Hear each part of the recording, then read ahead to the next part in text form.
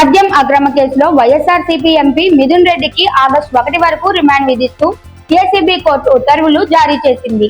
మిథున్ రెడ్డికి మద్దతుగా కోర్టు వద్దకు వైఎస్ఆర్సీపీ నేతలు భారీగా చేరుకున్నారు.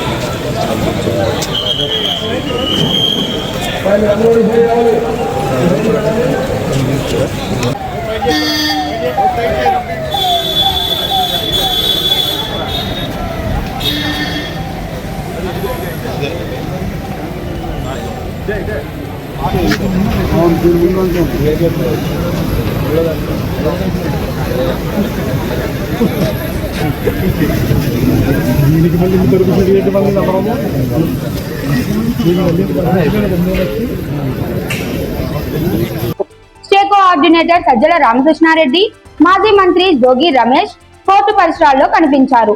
ఎమ్మెల్యే ద్వారకానాథ్ రెడ్డి, ఎమ్మెల్సీలు తలశీల రఘురాం, లేలా అప్పిరెడ్డి, భరత్లు మిథున్ కు బాసటగా నిలిచారు. ఎన్టీఆర్ జిల్లా అధ్యక్షుడు దేవినేని అవినాష్, పీనిపే శ్రీకాంత్, అమలాపురం ఇన్ఛార్జ్ కూడా అక్కడికి వచ్చారు. పార్టీ రాష్ట్ర అధికార ప్రతినిధి పూతా శివశంకర్, నేత పెద్దిరెడ్డి, సుధీర్ రెడ్డి పాల్గొన్నారు. సీనియర్ నేతలు కూడా మిథున్ రెడ్డి కుటుంబాన్ని ఓదార్చారు.